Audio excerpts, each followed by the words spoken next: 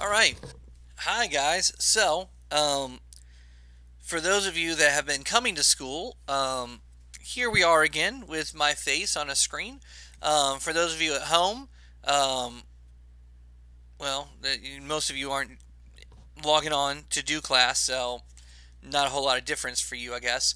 Um, my daughters were exposed to COVID in an MMPS program over spring break, so the district is requiring that my daughters and myself quarantine for 10 days.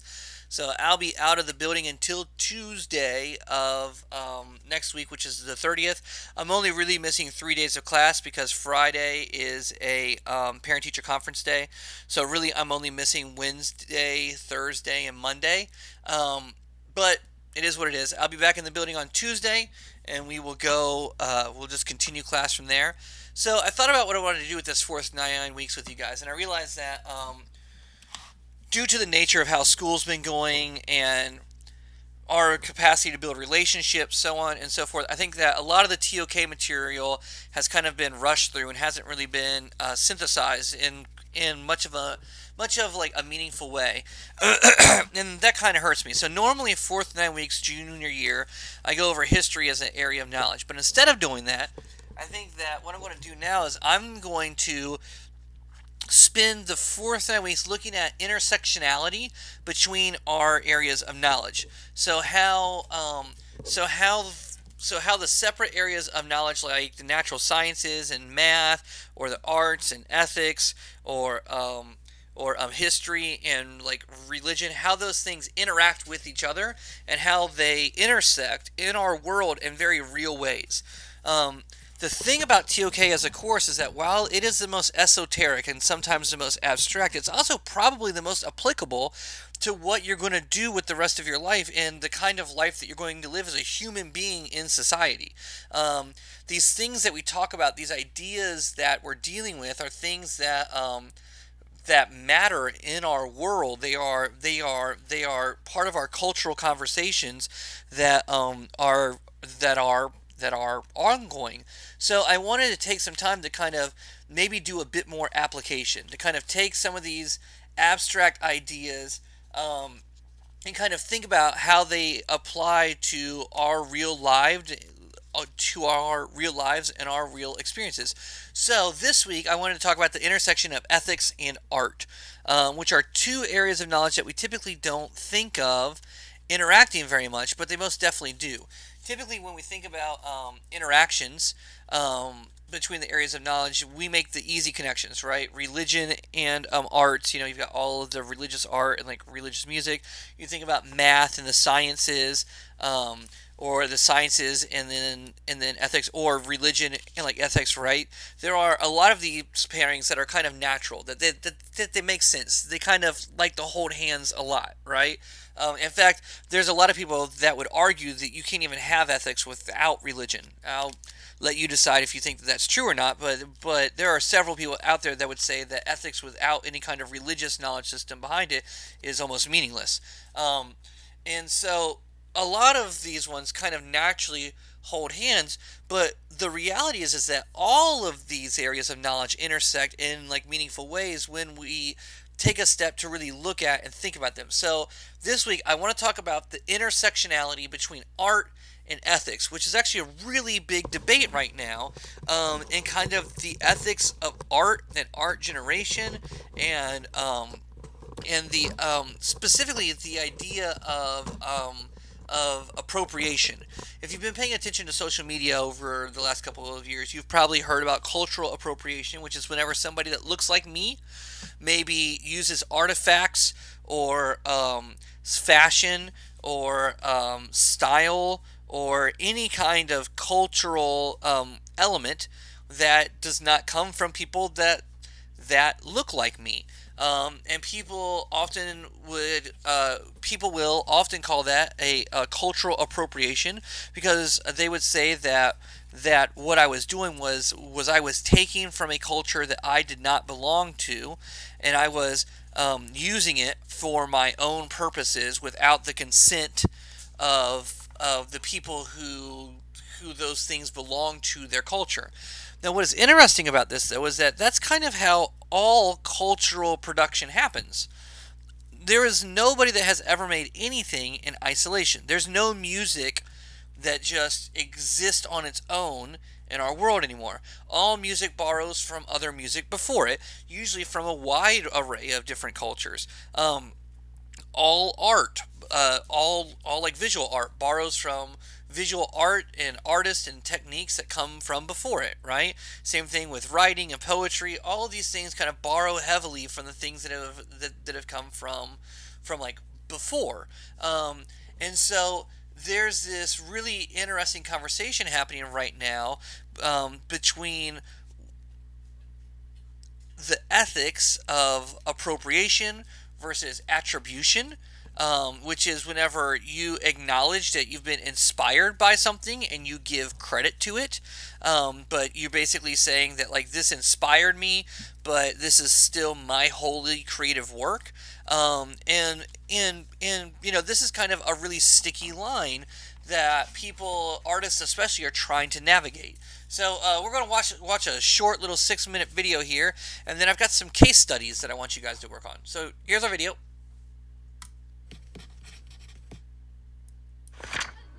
As young children, we learned that everyone has the right to control the use of their property. Hi.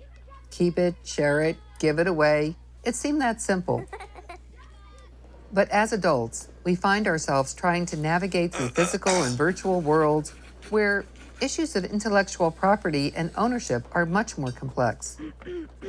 Much of what is ethical and unethical in the area of intellectual property has to do with following the law.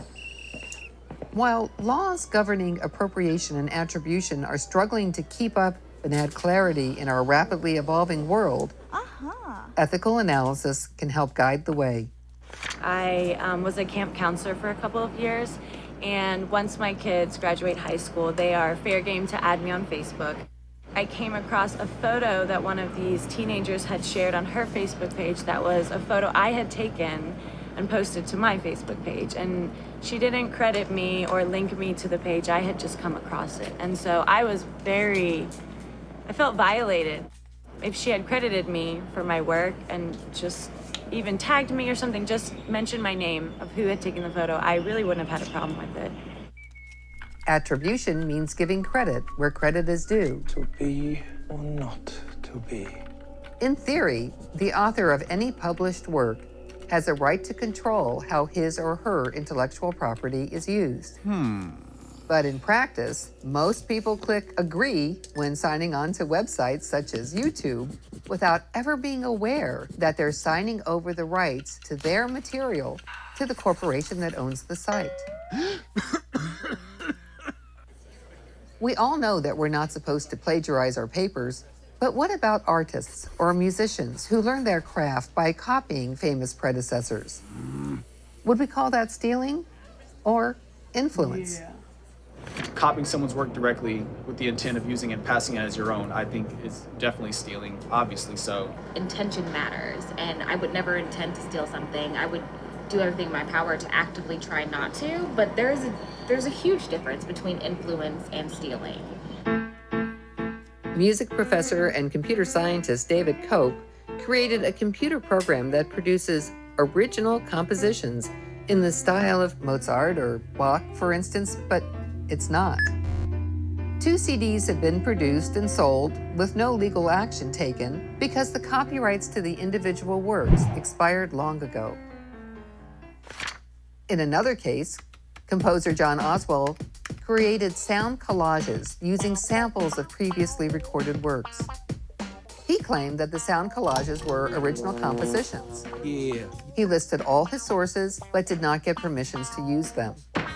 Record companies filed lawsuits, and ultimately, unsold copies of his albums were destroyed.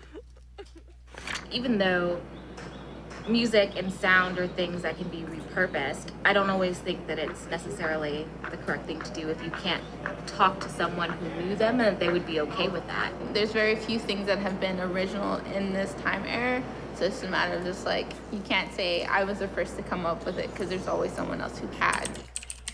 Ethically speaking, using others' intellectual property for one's own gain without permission is stealing. Yes. But appropriation is more complex. Appropriation can mean borrowing ideas, images, symbols, sounds, and identity from others. Many would argue that progress in art, music, and architecture wouldn't even be possible without incorporating important artistic developments of the past. Sometimes appropriation is ethically permissible, and other times not. For example, many of our government buildings and banks have appropriated ancient Greek architectural features, such as columns and capitals, to project images we associate with democracy, wealth, and freedom. On the other hand, controversial instances of cultural appropriation abound, such as the NFL's use of Native American symbols like the logo for the Washington Redskins. My friends and I were actually talking recently about Miley Cyrus and how she's kind of shifting from one image to more of an African American influence. If we asked our African American friends what they would think about that, what would their reactions be?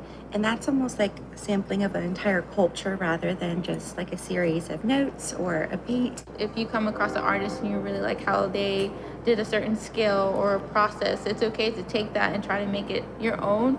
And I guess in a more professional setting, you do want to cite that effort that someone else made just to pay respect to that person. That's definitely something that's taught in the art world. When it comes to appropriation and attribution, the laws may still be murky, but ethical behavior doesn't have to be. If what you want to use doesn't belong to you, then use it only in ways that the owner permits. If it's impossible to ask for permission, then ask yourself how you would want the creation to be used or attributed if it were your own. And if ownership itself is a subject of debate, then the use should be subjected to a systematic moral analysis to determine what harms the appropriation might cause and whether they are justified. The thought of people stealing my work, it does bother me and it does upset me, and it almost angers me in a way to know that someone could get away with that. If you're borrowing material from an artist, you definitely need permission for that, just because that artist worked very hard on that, regardless if it's music or art or writing. It's a good idea to give credit and also put in your own style, because whenever you do create art or something like that, you're taking from another idea that was already there, and you need to be influenced some way or another.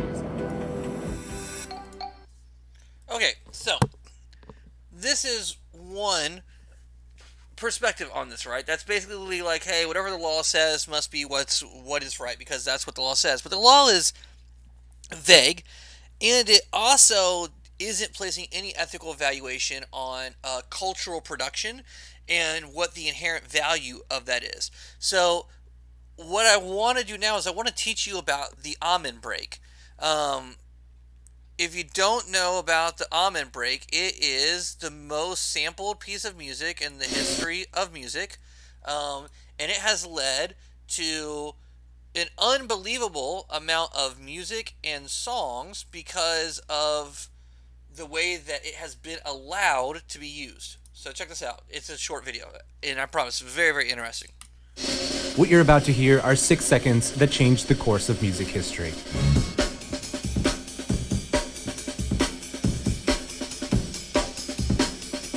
From NWA to Skrillex, from David Bowie to countless drum and bass songs, this 4-bar drum solo is possibly the most sampled piece of recorded music ever. This is the Amen Break.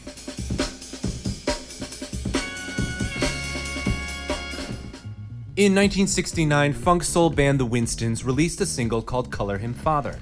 The B-side of that record was a groovy, horn-driven rendition of a traditional gospel song called Amen Brother. At 1 minute and 25 seconds, drummer G.C. Coleman takes a solo. Color Him Father would win a Grammy Award for Best R&B Song, but Amen Brother would remain nothing more than a B-side for years. Enter Breakbeat Lou.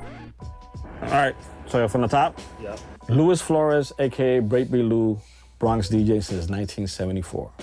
Lou and his late partner Lenny Roberts started making compilations for DJs called Ultimate Breaks and Beats. My role mainly was to help him select the records, and then I started becoming the editor and the recording engineer for these particular records. The first Ultimate Breaks and Beats included a half dozen tracks, including, of course, Amen Brother.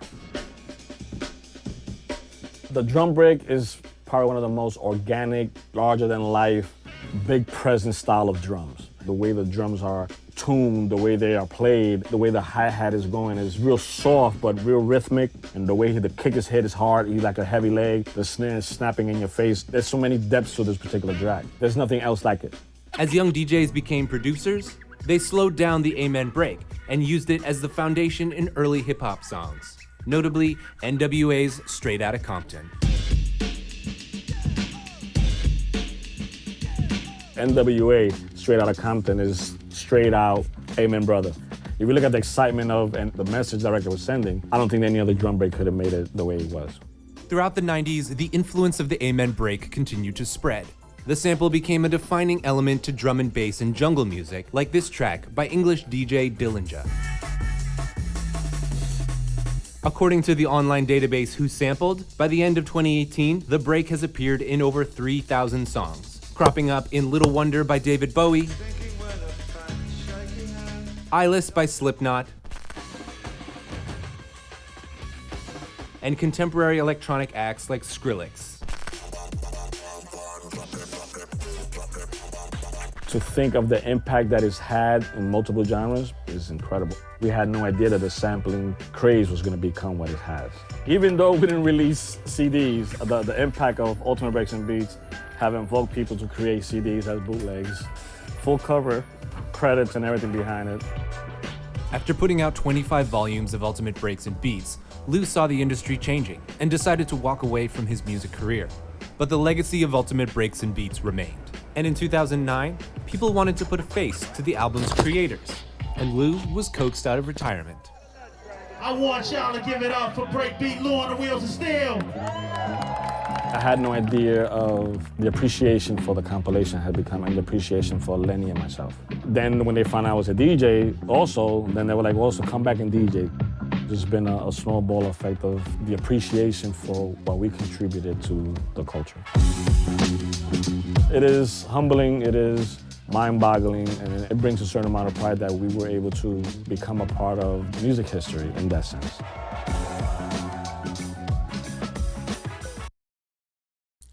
So what's so interesting about this video and the explanation of the Amen break to me is that the emphasis here is on the person that repurposed the song, not necessarily on the original drummer or like creator.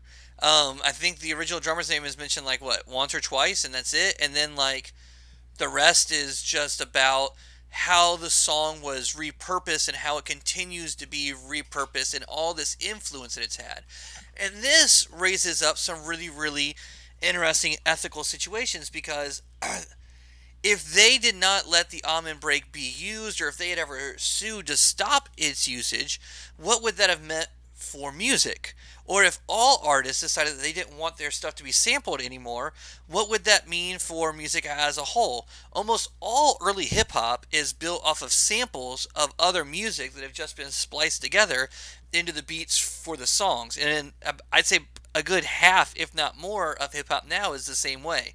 So if sampling had been stopped because it was seen as this misappropriation, then what would that mean for the cultural production? Would we never get hip hop? And what would that mean ethically as far as like the cost benefit analysis there, right? Like,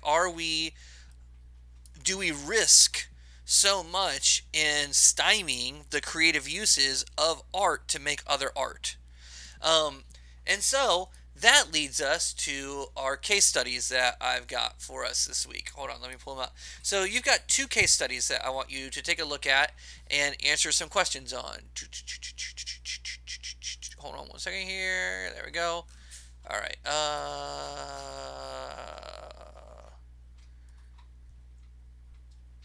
Hold on, I got to figure out where I put them.